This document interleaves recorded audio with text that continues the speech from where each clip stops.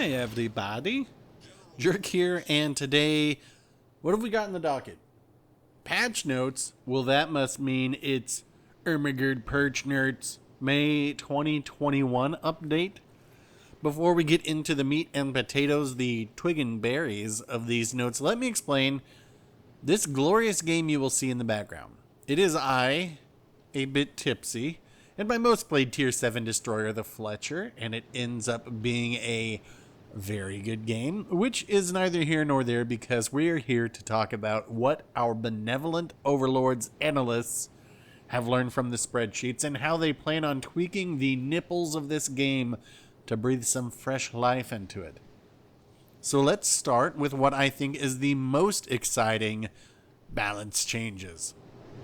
Indianapolis and New Orleans are getting turret rotation, accuracy, and damage buffs, and the Benson is getting a damage buff to the HE and AP, shell velocity via new artillery module added to the ship progression, and that's it for tiers 1 through 6. Everything else there is perfectly balanced, yin and yang. But at tier 7, on the other hand, seems to be a little bit all over the place because we're getting a whole slew of changes. Mogami is getting buffed with turret rotation along with torpedo speed and detectability. Baltimore is getting its turret traverse accuracy, HE, and AP damage buffs and shell velocity on its AP. The Baltimore, despite not having been on the big show in some time, is actually my most played cruiser. And I've got to say, I certainly didn't feel like it was underperforming. It was just that in the world of 5 battleships with 406mm guns, its playstyle became too passive for me to want to take out. Will this increased AP shell velocity increase its penetration noticeably? I have no idea, but I will admit that these changes will definitely warrant me blowing the dust off and taking it out for a spin.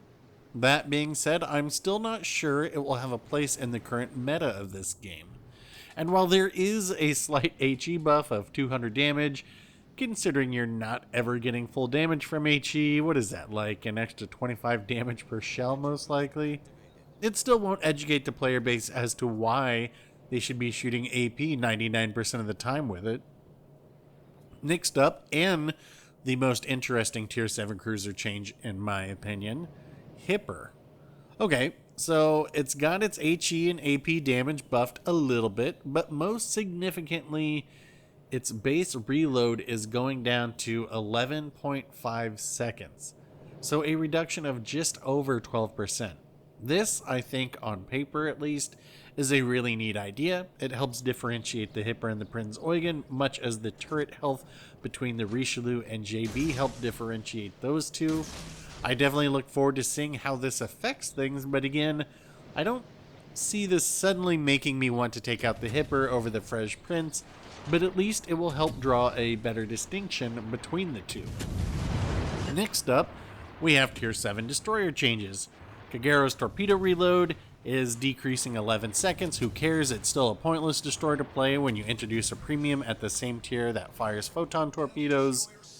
Next up, we have Fantastic, and it's getting huge nerfs. No. It seems like the spreadsheet determined that we had a Tier 7 destroyer that was outperforming the and as such, it was time to nerf it into the ground, because we can't have something overperforming that joke of a ship.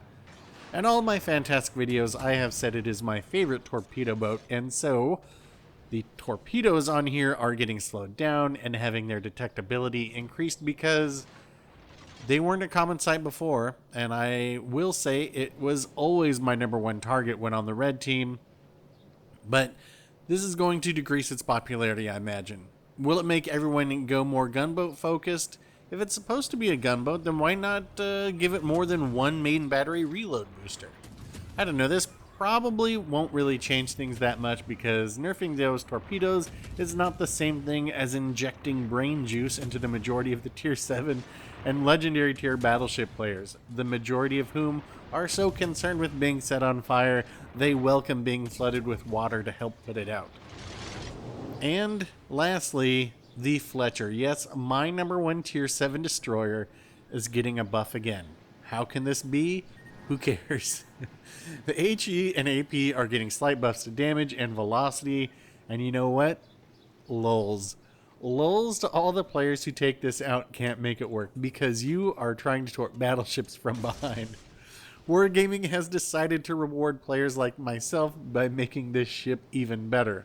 I had a game in the Fletcher 2 days ago, and I'm annoyed I didn't save it to cut to the scene right now, but I took out 3 destroyers and a battleship in the span of 45 seconds. So hopefully the player base will keep playing it poorly and Ouija will keep buffing it, so even when I'm playing it drunk and sing double, I can continue to wreck teams. Alright, them's the buffs and nerfs. What else? AA is changing, more DPM but less flat clouds. Lots of changes being implemented here in very little time. Amazing how the spreadsheet analytics team can determine these changes are needed so quickly, and yet other changes like, say, mirrored destroyer matchmaking at legendary tier can still need time in the oven to be able to determine if it is indeed warranted. So let's talk legendaries. Guess what? Wargaming has heard your cry for more cruisers at legendary, and as such is bringing us another destroyer, the Kleber. Okay, so it's kind of a cruiser, kind of like the Khabarovsk, and I love the Khabarovsk, so you can bet that I will be researching this just as fast as I can by logging in every day and doing nothing else. Alright, we're getting the Worcester 2. Cool. Why would I take this out over the Cleveland? Does it offer anything unique that's missing from legendary tier? It's just more HE spam, but HE spam that the tier 7 battleship nerds will hate because they can't overmatch its bow. Stop the presses, this just in. The legendary premium supplies will now require 7 wins, but grant you 100 steel. Is that just 100 steel? Or do you get the 5 promotion orders too? I don't know. Either way, another way to show your dedication. Obviously, there is the new Champagne Campagna, but we'll get into that ship next week when we get to test it out. Is that going to add anything? More 406s to what is already incredibly 5 battleship heavy games at tier 7? I don't know. I don't know if that's going to do much. There are going to be coupons available to use in the store. If you don't know what coupons are, ask your grandparents. There are a slew of historical camos that you can now make, which is about dang time, including for the Iowa, the Fletcher, the Lightning. I don't know, some of those I'm definitely going to want to make. There are a few bug fixes, of which I have never seen.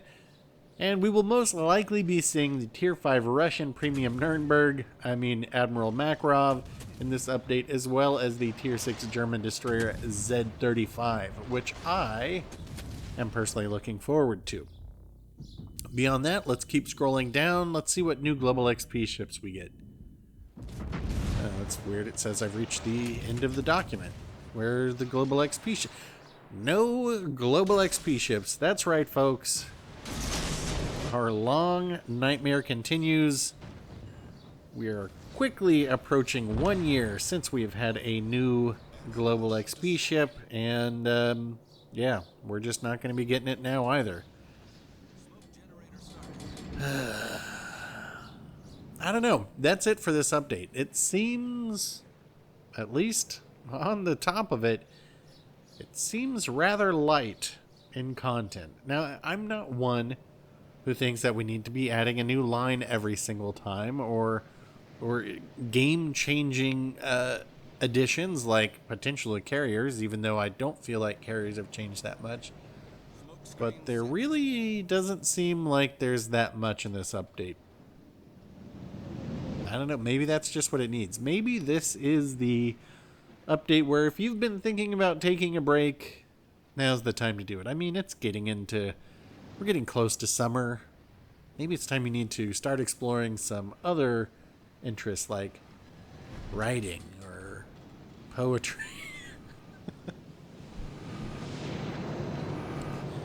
Either way, let me know what you guys think down in the comments below. I gotta say, this update is leaving me emotionally impotent, at least as I am reading it.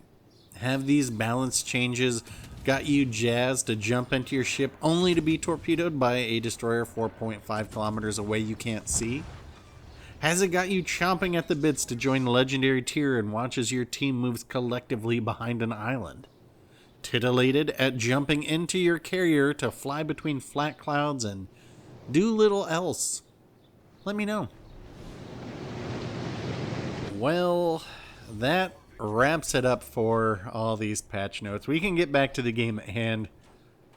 Like I said, I had been drinking more than a little bit when I was playing this, so probably explains why I'm so far out of position and what's going to stop me from getting the Kraken here.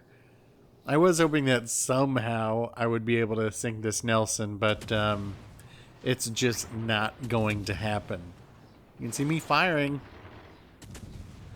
Maybe I would sink it if this ship were buffed. Well, we'll find out, because it's a good thing that they're going to, but yeah, so that doesn't happen. But we do end this game with 3,600 base XP for a very good game. Alright, that's going to wrap it up for this one. Like it or don't, subscribe if you want to, and I'll reluctantly get back out there for another one soon, and we'll talk then.